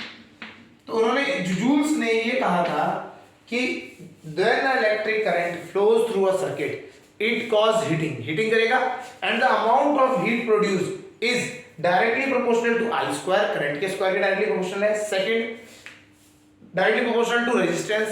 Third, directly proportional to time for which current is flown, कितने टाइम तक के लिए करंट फ्लो किया गया है। तो ये तीनों को अगर आप एक साथ कंबाइन कर देते हैं, ठीक है, चलिए ये हटा देते हैं स्टेटमेंट, इन तीनों को एक साथ कंबाइन करते हैं तो H कितना निकल के आता है, H is directly proportional to I square R T, और ये प्रोपोर्शनलिटी का साइन उन्होंने हटाया तभी कांस्टेंट कितना आया, जो होता है प्रोपोर्शनलिटी कांस्टेंट वो 1 आया, तो H is equal to I square R T. इसे ही कहते हैं Joule's law of heating, Joule's law of heating, इसे कहते हैं Joule's law of heating. Clear है। तो आपको ये चीज समझनी है, तो इन्होंने स्टेटमेंट क्या दी थी ये समझते हैं। क्या कहा कि पहले तो जब करंट फ्लो करता है तो वो क्या होता है, सर्किट में करंट फ्लो करेगा तो हीटिंग प्रोड्यूस करेगा, उसमें भी जो अमाउंट ऑफ हीट प्रोड्यूस होगी वो क्या होगी, डायरेक्टली प्रोपोर्शनल होगी आई स्क्वायर से, करंट कितना है उसका स्क्वायर कर देंगे। सेकेंडली, हीट जो प्रोड्यूस होगी वो डायरेक्टली प्रोपोर्शनल रेजिस्टेंस के, जो रेजिस्टेंस आपका है सर्किट में उसके ऊपर। थर्ड, कितने टाइम तक के लिए करंट फ्लो कराया गया उस पर डिपेंड करेगा। तो तीनों चीज को आप एक साथ क्लब करते हैं, heat is directly proportional to I square R T, proportionality का साइन हटाते हैं तो जो कांस्टेंट आता है, कांस्टेंट ऑफ प्रोपोर्शनलिटी, वो होता है 1 है, तो कुछ लिखने की जरूरत नहीं है, H is equal to I square R T, यही है Joule's law of heating. Clear हो गया। चलिए इसका अब डेरिवेशन भी देख लेते हैं, है ना। तो ये इसको इंपॉर्टेंट है, इसको अलग से लिख लेते हैं यहाँ पे, हमारा H is equal to I square R T. अब हम इसको डिराइव करेंगे, नहीं बचेगा ये भी, इसे भी हम कर देंगे डिराइव, ठीक है। चलिए, हीट क्या होता है, heat is the form of energy, अगर हम बात करें heat is the form of energy, है ना। तो कोई बड़ी तो चीज है नहीं, हमें समझ आ रहा चाहिए। तो हम इसको क्या करते हैं, डेरिवेशन में आते हैं, पहले एक कंडक्टर बनाते हैं। देखिए कंडक्टर था, है ना, तो इस कंडक्टर में हमने भैया करंट फ्लो करा दिया, आई करंट फ्लो कर रहा है, ठीक है। इसके अक्रॉस अगले अगर हमने बात करी, यहां इसका रेजिस्टेंस है आर, रेजिस्टेंस है इसका आर, और इसके अक्रॉस पोटेंशियल जो हमने मान लिया वी, कितना मान लिया, वी पोटेंशियल है। यहां तो कोई डाउट, ये चीज होनी चाहिए सिंपल, हमने तीन चीजें मान ली, V is equal to I R होता है, ओम्स लॉ पूरा फॉलो करेंगे, हम बोला वी आई और आर तीनों चीजें होनी चाहिए। वी पोटेंशियल डिफरेंस है इस कंडक्टर के अक्रॉस, हमने वो लिख दिया, आई करंट फ्लो कर रहा है वो लिख दिया, आर हमने रेजिस्टेंस है वो लिख दिया, और कितने टाइम तक के लिए कर रहा है वो हमने लिख दिया, टी, टाइम के लिए लग रहा है वो टी। क्लियर हो गया। तो वर्क डन हमें क्या निकालना है, हमें तो हीट निकालनी है, तो हीट से पहले हम आते हैं वर्क। वर्क डन कितना है, वर्क डन ही तो एनर्जी है, जो वर्क होता है वो वही तो कन्वर्ट, वही तो एनर्जी होती है उसकी, है ना। किसी के अंदर कितनी एनर्जी है उतना ही तो वर्क कर पाएगा, है ना। तो हम वर्क और एनर्जी इंटरचेंजेबल है, अभी वर्क के ऊपर बात करते हैं। हमें वर्क का फॉर्मूला अगर देखते हैं, देखिए हमने एक फॉर्मूला पढ़ा था, स्टार्टिंग में पढ़ लिया था, potential is equal to work upon charge, ये तो होता था, वर्क डन अपॉन चार्ज, ये तो होता था फॉर्मूला। हाँ, तो ये होता था, तो हम क्या कर सकते हैं, वर्क का वर्क यहां से निकाल सकते हैं। वर्क कितना हो जाएगा, V इंटू क्यू, पोटेंशियल या वोल्टेज हम बात करें इंटू क्यू, चार्ज हो जाएगा, इसको चार्ज लिख सकते हैं, हाँ या ना। चलिए वोल्टेज का फॉर्मूला, वोल्टेज होता है V, चार्ज हमारा होता है Q। और हमने एक और फॉर्मूला पढ़ा था, हमने एक और स्टार्टिंग में फॉर्मूला पढ़ा था, करंट इज इक्वल टू क्या होता है, Q upon time, current is equal to Q upon time, यही तो पढ़ा था हमने, दो फॉर्मूले पढ़े थे। चलिए तो यहां से Q की वैल्यू निकालते हैं, Q कितना हो जाएगा, Q is equal to IT, V into I into T। तो ये हमारा क्या हो गया, वर्क का फॉर्मूला आ गया, ज्यादा कॉम्प्लिकेटेड नहीं है, इजी है वर्क। अब आते हैं ओम्स लॉ भी लगा देते हैं, तीनों चीजें लगा देते हैं। तीन फॉर्मूले पढ़े थे हमने पहले पहले, तीनों ही लगा रहे हैं। V equal to I R होता है, V इक्वल टू क्या होता है, आई आर। चलिए V की जगह पे आई आर रख देते हैं। V कितना है, I into R into I into T, I into I square, R into T. अरे ये तो वर्क डन आ गया, यही तो वर्क है ना, यही तो वर्क डन किसने किया है, पोटेंशियल ने। और यही पोटेंशियल क्या होता है, हीट की फॉर्म में एनर्जी निकालता है। तो this work done is equal to the energy produced in the form of heat. तो energy is equal to I square R T. और यही जो एनर्जी जो है, इसको हम हीट एनर्जी के, जूल्स ने कहा कि वही हीट एनर्जी है, तो हीट एनर्जी कितनी होगी, आई स्क्वायर आर टी। क्लियर हो गया यहाँ तक, इसमें कोई प्रॉब्लम तो नहीं होनी चाहिए, सिंपल है। हमने क्या किया, सबसे पहले हमने बोला work is equal to voltage into charge, ये हमने पढ़ा था वोल्टेज की बेसिक डेफिनेशन से, है ना।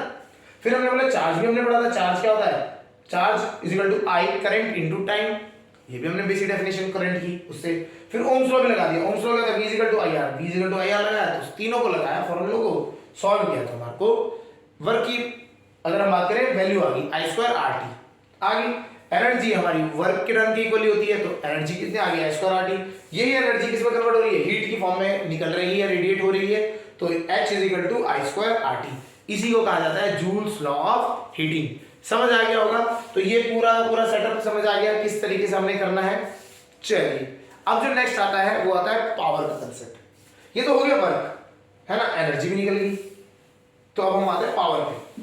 ठीक है, चलिए पावर का फॉर्मूला तो सबने पढ़ा ही है, इसी को यूज करना है हमें ना, तो इसलिए पावर, पावर क्या होता है, rate of doing work. Power is defined as rate of doing work, कितने रेट से वर्क हो रहा है, तो rate of doing work is known as power.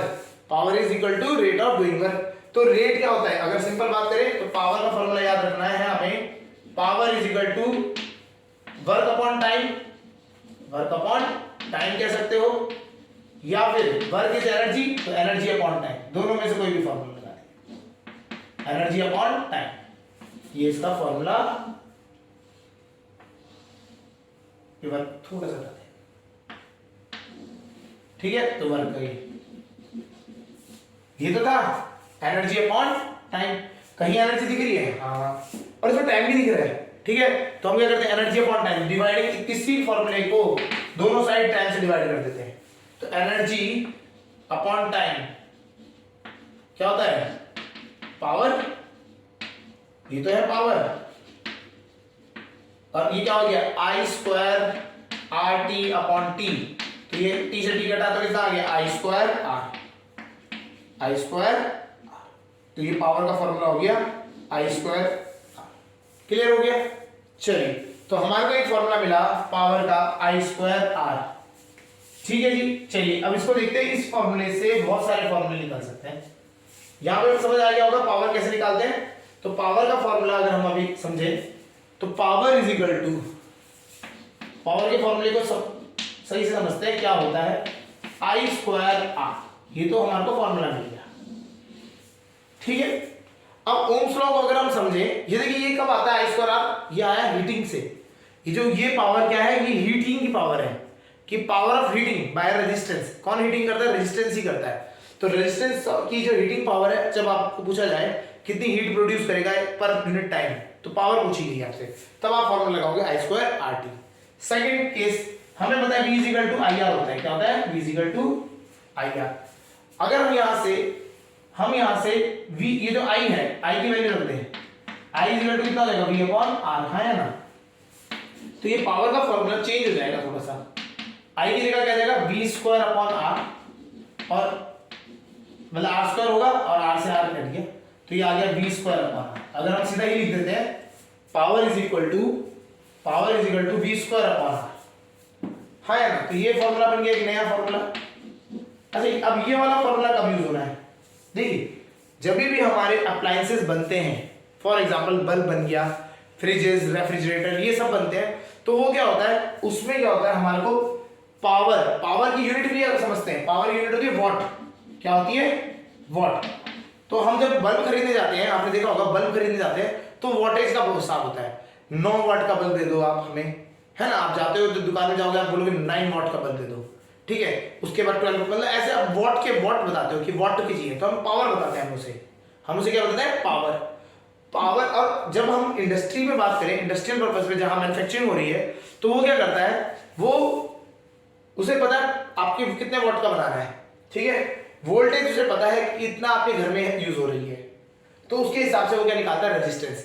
तो आपको कभी भी अप्लायंस का रेजिस्टेंस निकालना है तो कौन सा यूज करना है, ये, ठीक है। तो आप हम यहाँ लिख लेते हैं, ये काम यूज करना है, हीटिंग पावर आपको निकालनी है। जब आपको हीटिंग की पावर निकालनी है किसी भी रेजिस्टेंस की, तब आप ये और फॉर्मूला यूज करेंगे। जब आपको रेजिस्टेंस ही फाइंड करना है, रेजिस्टेंस एक अप्लायंस का, रेजिस्टेंस ऑफ अप्लायंस, एक अप्लायंस का रेजिस्टेंस कितना है वो फाइंड करना है, तो उसके लिए तब आप क्या यूज करेंगे, ये वाला यूज कर लेंगे, ठीक है। या फिर आपको V दे रखा है, पोटेंशियल दे रखा है, आपको वो दे रहा है, रेजिस्टेंस निकाल दे रखा है, पावर निकालनी, तब आप ये यूज करेंगे, दोनों चीज है। अगला आता है, अगर मैं बोलता हूं यहीं से, यहीं पे कुछ चेंज और कर देते हैं। अब हमने I लिया था लास्ट टाइम, अब R को ले लेते हैं। अगर हम R की वैल्यू निकालेंगे तो it will be V upon I, हाँ या ना, R is equal to V upon I, तो हम पहली वाली इक्वेशन रख देते हैं। तो पावर कितना हो जाएगा, I square into V upon I से I कट गया, तो ये पावर का एक और फॉर्मूला बना VI। पावर का अगर आप एक फॉर्मूला देखेंगे तो यहां पे एक और नया फॉर्मूला बन गया VI, पावर का फॉर्मूला हो गया VI। अब आता है ये वाला फॉर्मूला कब यूज होगा, ठीक है। तो ये देखिए पावर क्या, ये वाला जो फॉर्मूला है आपको, जब आप इसमें नॉर्मल अगर आपको क्वेश्चन में आ जाए, देखो तीनों से ना थ्योरेटिकली वैल्यू तो सेम ही निकल रही है, कोई ऐसा डिफरेंस तो नहीं, ओम्स लॉ वैलिड है, तीनों में आपका वैल्यू सेम ही आएगा, है ना। तो ये डिपेंड करता है कंडीशन क्या दे रखी है आपको, ठीक है, आपको कंडीशन क्या दे रखी है और आपके पास कौन सी वैल्यूज है। अगर आपको किसी भी रेजिस्टेंस के अक्रॉस पोटेंशियल पता है और आपको करंट पता है, तब आप ये निकाल सकते हैं। जनरली क्या होता है, बैटरी की वजह से होता है। सपोज करिए पूरे एक सर्किट में बैटरी काम करा रही है, तो हमें पता है बैटरी की वोल्टेज कितनी है और बैटरी से करंट कितना निकल रहा है। तो आप बैटरी से वोल्टेज और करंट जब आपको पता होगा, तब आप सीधा इसका फॉर्मूला लगाइए, पूरे सर्किट में कितना पावर यूज हो रही है वो आपको आइडिया लग जाएगा। तो हम सीधा बैटरी पे लगा देते हैं, जनरली बैटरी पे लगा देते हैं, नहीं तो आप क्या कर सकते हैं, किसी भी रेजिस्टेंस पे भी लगा सकते हैं, जहां पे आपको रेजिस्टेंस की वैल्यू नहीं दी है तो V इंटू I भी कर सकते हैं। क्लियर है। तो हमेशा याद रखिएगा पावर के कितने फॉर्मूले बन जाते हैं। अगर हम ओम्स लॉ का यूज करें तो पावर के 3 फॉर्मूले हैं, I square R, V square upon R, V into I। तो ये पावर के 3 फॉर्मूले हो जाते हैं। और पावर की यूनिट क्या है, ऐसा unit of power is watt, ऐसा unit of power is watt. और इसकी अगर हम बात करें, ऐसा यूनिट ऑफ पावर, पावर की यूनिट होती है वॉट, वॉट। और अगर हम इसको और अगर वॉट तो हमने बाद में दी है, लेकिन इसको एक और नाम से जान सकते हैं, जूल पर सेकेंड, जूल पर second. Joule is the unit of energy, energy upon time नहीं होता पावर, तो जूल अपॉन सेकेंड, ठीक है। तो इस तरह से। और ऐसा यूनिट ऑफ, ये भी चलो बता देते हैं, ऐसा यूनिट ऑफ हीट या फिर एनर्जी, जिसकी बात कर रहे हैं, हीट, एनर्जी और वर्क, तीनों की जो यूनिट होती है, याद रखना है हमें, जूल होती है। क्या होती है, जूल होती है। तीनों की हीट, एनर्जी और वर्क, तीनों की यूनिट जूल है। इनमें से कोई भी आपको यूज करनी है तो कर सकते हैं। चलिए अब आते हैं, हमने पावर भी समझ लिया। अब जो नेक्स्ट है वो टॉपिक इंपॉर्टेंट है, दैट इज कमर्शियल। ये प्रैक्टिकल लाइफ के लिए भी इंपॉर्टेंट है। आपके घर में जो बिजली का बिल आता है, ठीक है ना, तो उसमें क्या होता है, यूनिट्स बोलते हैं। हम बोलते हैं ना कि इस मंथ में इतनी यूनिट्स हमारी फूक गई, है ना। कंसेप्ट ये चलता है कि इतनी यूनिट्स हमारी खत्म हो गई, आज इस बार यूज करी हमने। तो यूनिट्स का क्या कंसेप्ट है, तो unit is the commercial unit of, अगर हम बात करें कमर्शियल यूनिट ऑफ इलेक्ट्रिसिटी, तो हम जो नेक्स्ट टॉपिक है that is commercial unit of electricity. अब हम बात कर रहे हैं कमर्शियल यूनिट ऑफ इलेक्ट्रिसिटी। तो इलेक्ट्रिसिटी की कमर्शियल यूनिट, आप अपने घर के मीटर्स को चेक करिए, देखिए, है ना, या फिर अपने जो बिजली का बिल आता है उसको आप स्टडी करिए। उसमें एक टर्मिनोलॉजी आपको दिखाई देगी KWH, KWH। ठीक है, तो दिस इज, इसकी अगर हम फुल फॉर्म बात करें, के डब्ल्यू, के is kilo, W is for what and H for hours, kilo watt hours. ठीक है, तो आपको ऐसा अगर लिखा, यहां पे भी ऐसे कर सकते हैं, इस तरह से लिखा जाएगा, नहीं तो कभी ऐसा लिखा दिया जाएगा, किलो वॉट आवर्स। ठीक है, अच्छा ये यूनिट किसकी है, अब बात करते हैं यूनिट, समझते हैं कैसे किसकी है। किलो वॉट, देखो वॉट यूनिट तो पावर की थी, वॉट यूनिट किसी थी, पावर की, तो ये पावर है। वॉट की यूनिट तो होती है, वॉट तो होती है पावर यूनिट, किलो वॉट भी तो किसकी यूनिट होगी, पावर की तो होगी। किलो मींस बस 10 की पावर 3 से मल्टीप्लाई किया गया और कुछ नहीं, तो किलो वॉट तो यूनिट है पावर की, और आवर्स है किसी टाइम की, तो पावर इनटू टाइम क्या होता है, पावर इनटू टाइम, ये पता है हमें, हमने यहां पे उल्टा, लेकिन हमने पढ़ा ऐसा था, हमने पढ़ा था energy upon time is equal to power, हमने ये पढ़ा था। अब हम इसको पहचान नहीं पा रहे हैं, हमने पढ़ा ये था energy is upon time is equal to power, but अगर हमें टाइम के साथ पावर, टाइम इधर मूव करके पावर इनटू टाइम, तो हम पहचान नहीं पा रहे, है ना। तो ये किसकी है, पहचान लो, दिस इज एनर्जी, ये किसकी यूनिट है, एनर्जी की, तो एनर्जी की यूनिट है ये, क्लियर हो गया। तो आपका kilowatt hour is the unit of energy. तो हम ये बात कर रहे हैं, अगर हम बात कर रहे हैं तो कमर्शियल यूनिट ऑफ इलेक्ट्रिसिटी लिखा है ना, तो हम इसको एक और नाम से लिख सकते हैं, इसकी हेडिंग चेंज कर सकते हैं, commercial unit of electrical energy.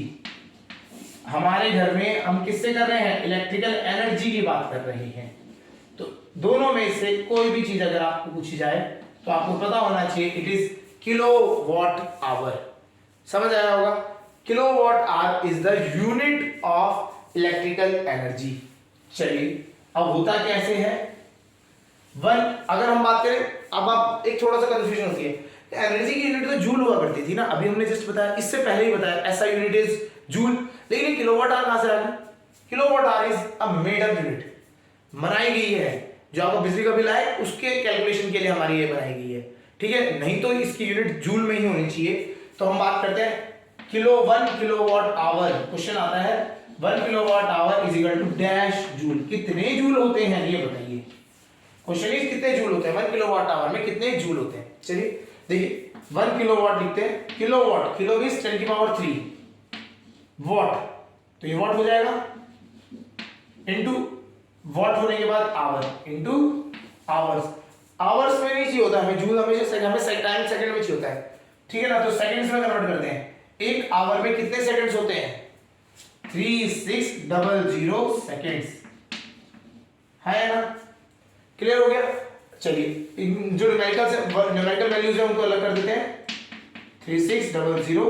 अच्छा वॉट क्या है, वॉट की एक और हमने यूनिट बताई थी, वॉट लिख सकते हैं, या फिर इसको हम लिख सकते हैं जूल पर सेकंड, क्या लिख सकते हैं, जूल पर सेकंड, ठीक है, इनटू सेकंड्स, वापस आ गया, सेकंड से सेकंड कट गया, कितना आया आंसर, जूल। तो अगर हम बात करें, हमने स्टार्टिंग कहां से की थी, 1 किलोवाट से करी थी, तो 1 kilowatt is equal to 36, 2 zero तो यही है और 3 जीरो और आगे 1 2 3 आगे नहीं आगे, तो इसकी वैल्यू अगर हम बात करें पॉइंट में निकालते हैं, 1 2 3 4 5 6, इट इज 3.6 into 10 की पावर 6 जूल। तो आप जब इतनी एनर्जी यूज करते हैं घर पे अपने, 3.6 into 10 की power 6 energy joules of energy use करते हैं, तब आपका एक यूनिट का बिल आता है, क्लियर हो गया। और आप उस बिल मतलब एक यूनिट मतलब आपका एक यूनिट खराब होता है, ठीक है, तो उसके हिसाब से आप क्या करेंगे, अब हम देखेंगे क्वेश्चंस किस तरीके से आते हैं, क्लियर हो गया, ये इंपॉर्टेंट समझ आया। 1 किलोवाट था, किलोवाट को किलो में 10 की पावर 3, तो 10 की पावर 3 लिख दिया, वॉट को वैसे लिखे रहने दिया, आवर को हमने सेकंड में कन्वर्ट करके लिख दिया 3600 सेकंड्स, ठीक है। वॉट को हमें, वॉट तो एक यूनिट है, यूनिट को हम क्या है, इसको एक और तरीके से लिखते हैं, जूल पर सेकंड, जूल पर सेकंड, क्योंकि वॉट क्या है, पावर की यूनिट है, पावर क्या होता है, एनर्जी पर यूनिट टाइम, तो एनर्जी पर सेकंड, सेकंड से सेकंड कट गया, जूल बचा, तो ये जो सारा था 10 की पावर 3 into 3600 मल्टीप्लाई किया, इतना क्या आंसर आया, जूल में आया नहीं आया, ये तो जूल है, इसको हमने पॉइंट में डेसिमल में कन्वर्ट किया, ये आपका आ गया, साइंटिफिक नोटेशन जिसे हम कहते हैं उसमें कन्वर्ट कर दिया, क्लियर हो गया। चलिए अब आते हैं क्वेश्चंस पे, आते हैं किस तरीके से होते हैं।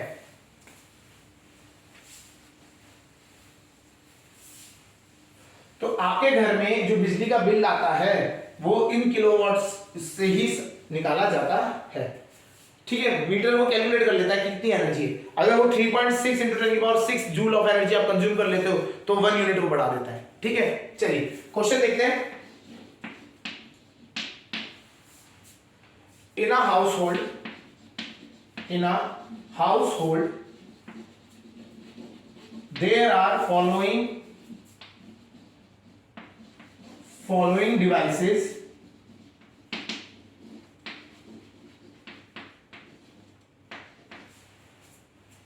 ठीक है। फर्स्ट पहली डिवाइस है हमारे पास। देखिए इस एक क्वेश्चन में बहुत क्लियरली आराम से समझते हैं क्या क्या होता है चीजें। पहली डिवाइस है हमारी गीजर। ठीक है, रेटिंग जो दे रखी थी उसकी हमारे को रेटिंग दे रखी है, सपोज करिए 3 किलोवाट, 3 किलोवाट की है। और ये हमारे ना कितना हर दिन में 2 आवर्स पर डे, हर दिन कितना घंटा चलता है? 2 घंटे चलता है। ठीक है, सेकेंड,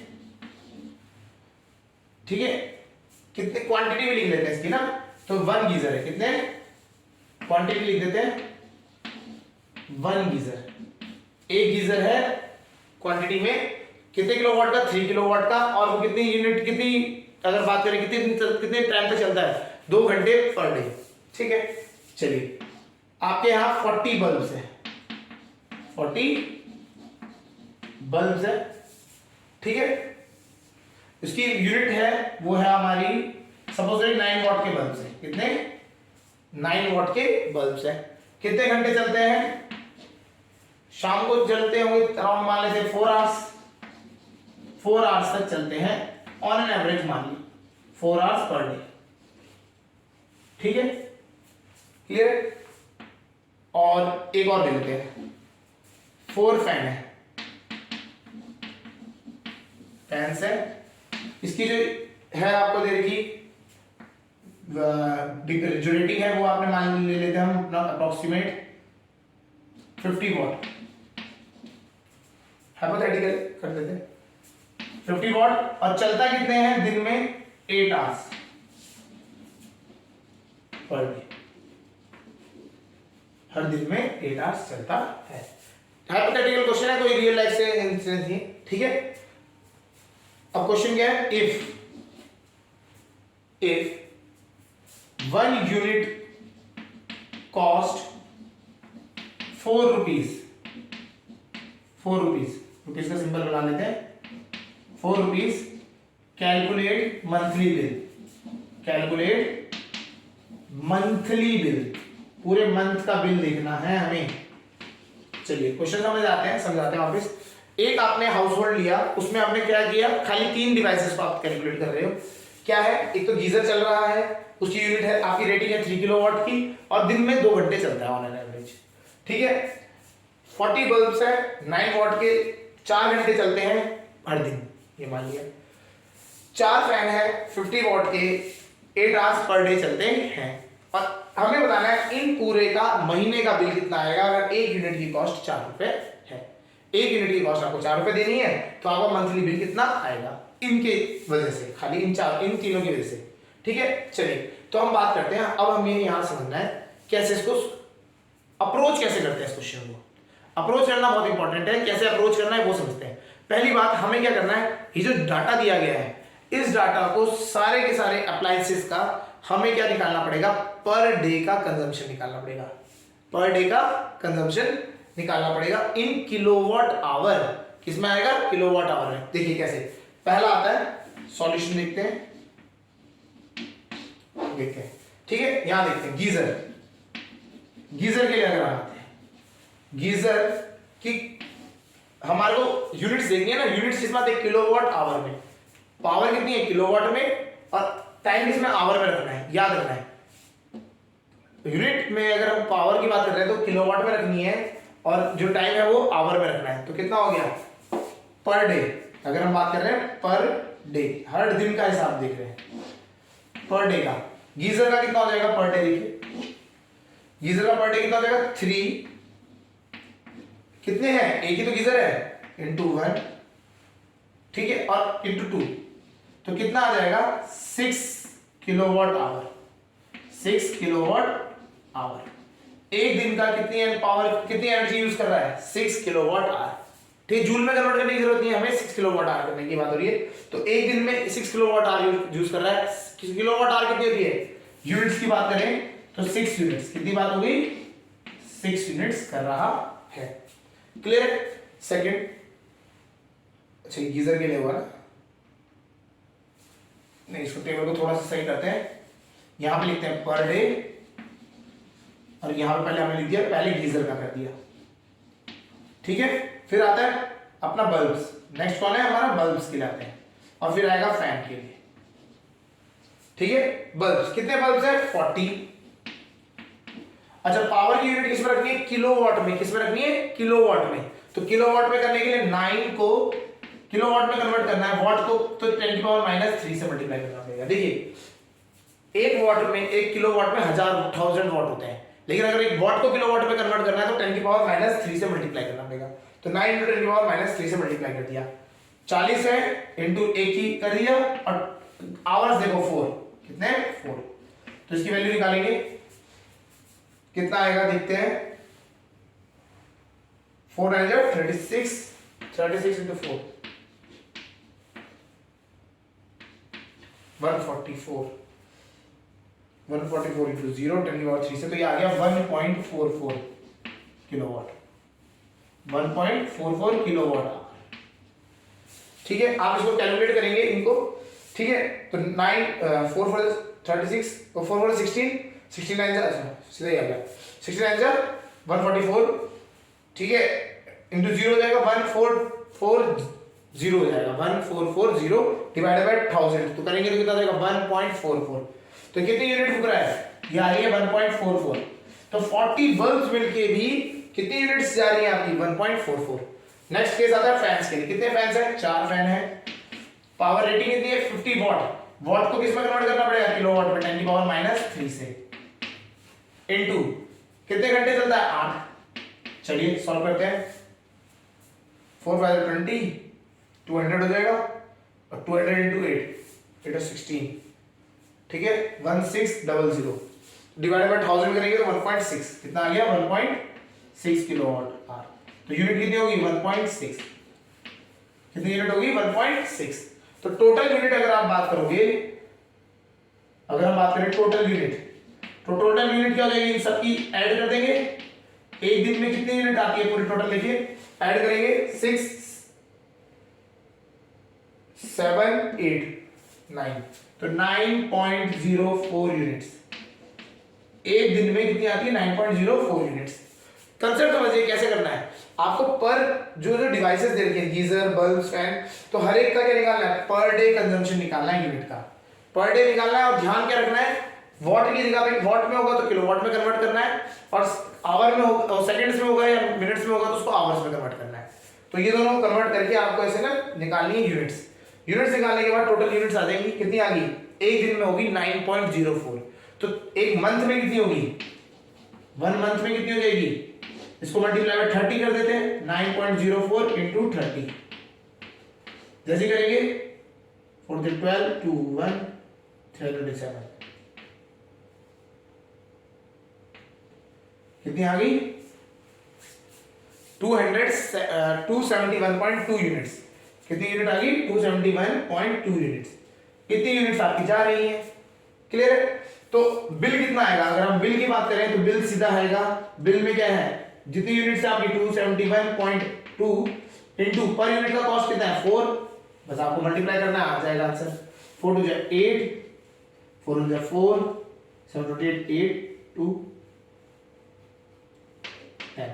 तो ये आपका आ गया आंसर इज रुपीज में आएगा 1084.8। आपका आया 1084.8 रुपीज का बिल आया। ठीक है, तो क्वेश्चन समझ आ गया होगा किस तरीके से करना है। हमें गीजर का निकालना है, यूनिट्स कितनी जा रही हैं आपकी, एक दिन में 6 यूनिट आ गई। ठीक है, कैसे किया, किलोवाट में ये था, आवर्स में ये था, दोनों को मल्टीप्लाई कर दिया, नंबर ऑफ डिवाइसेस से मल्टीप्लाई किया, तो एक था तो इंटू 1 इंटू 3 इंटू 2 6 आ गया। दूसरी बार 40 इंटू 9, वॉट को किलोवाट में कन्वर्ट करना है, 10 की पावर -3 से मल्टीप्लाई करना है इंटू 4। तो ये हो गया 4 इंटू 50, 50 वॉट में था उसको किलोवाट में कन्वर्ट करना है, 10 की पावर -3 से करना पड़ेगा मल्टीप्लाई इंटू 8 करते ही हो गया। ठीक है, ये आपका आया 6 1.44 6 1.6। ये तो होगी एक दिन में तीनों की तीनों जो डिवाइसेस है वो कितना कितना यूनिट फूक रही हैं। इन तीनों को ऐड करेंगे तो 9.04 आपका यूनिट्स आ रही है। इतनी एक दिन में आपकी यूनिट्स जा रही हैं। एक यूनिट में एक दिन में जा रही है तो एक मंथ में 30 डेज मान लेते हैं, तो 30 डेज के अकॉर्डिंग 271.2 यूनिट्स आपकी जा रही हैं। ठीक है, अब उसके बाद यहां जाने के बाद आपने क्या किया, आपने बिल का रेट जो है हमारा 4 रुपीज है पर यूनिट, तो उसको 4 से मल्टीप्लाई किया और आपने सॉल्यूशन कर दिया। क्लियर हुआ, यहां समझ आ गया। तो इस तरीके से आपका क्वेश्चन सॉल्व करना पड़ता है।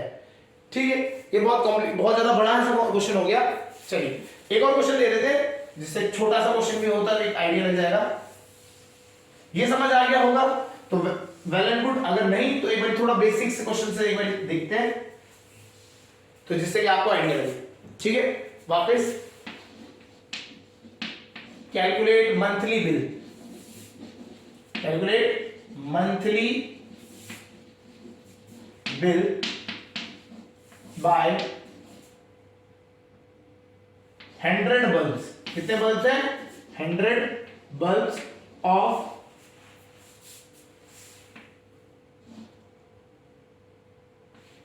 50 watt, 100 bulbs of 50 watt running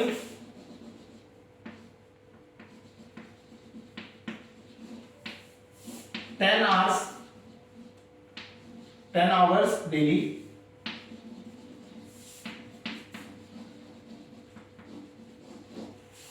If 1 unit cost 10 rupees, suppose करें 10 रुपीज एक यूनिट कॉस्ट कर रही है, तो हमें 100 बल्ब जिनकी जो वॉटेज है वो है 50 वॉट, तो कितना कॉस्ट करेंगे उसको समझना है। ठीक है, चलिए तो हमें क्या करना है, देखिए बल्ब कितने हैं हमारे पास, सॉल्यूशन देखते हैं इसका।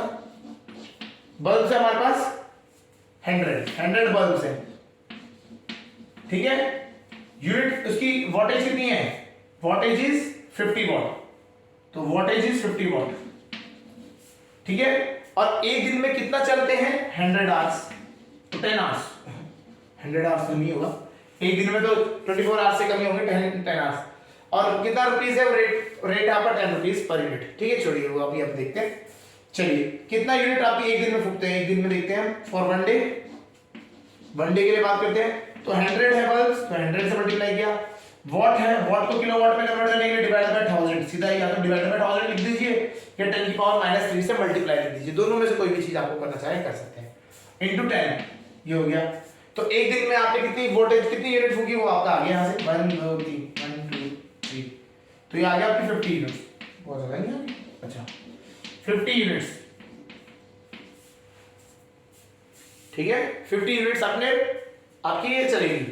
ठीक है, बहुत ज्यादा हुआ है लेकिन ज्यादा है कोई नहीं, एक दिन में ये है, तो एक मंथ में कितनी हो जाएगी, एक मंथ में मान लिया हमने 30 डेज होते हैं, तो एक मंथ में हमने 30 डेज माने तो 50 इंटू 30 यूनिट्स, 50 इंटू 30 यूनिट्स, तो 5 चलेगा 15 20 यूनिट्स, इतनी यूनिट्स आपकी एक मंथ में हो गई। अब आपको बात करनी है कि ये तो होगी एक मंथ में यूनिट्स, अब हम बात करना चाह रहे हैं कि बिल कितना आएगा, इतनी यूनिट्स का बिल कितना आएगा, एक यूनिट का बिल है 10 रुपए, तो इतने बिल यूनिट्स बिल का कितना हो जाएगा 15000, तो 15,000 रुपीज। अगर हम बात करें 15,000 रुपीज उसका बिल आएगा। क्लियर हो गया, तो यहां समझ आ गया होगा। तो इसी तरीके से आपको समझ आ गया होगा कि किस तरीके से हमें सॉल्व करना है, यूनिट्स निकालनी है किलोवाट आवर्स में, और हमें बिल की अमाउंट कैलकुलेट करने के लिए जो क्वेश्चन आते हैं वो कैसे करते हैं। ठीक है, तो हमने आज सारे टॉपिक्स क्लियर कर लिए इस चैप्टर के। Heating effects of electric current वो पढ़ लिया हमने, उसके बाद जो कमर्शियल यूनिट है वो भी समझ लिया हमने, और हमने रेजिस्टेंस के बारे में पहले पढ़ लिया था। चलिए आज के लिए इतना ही।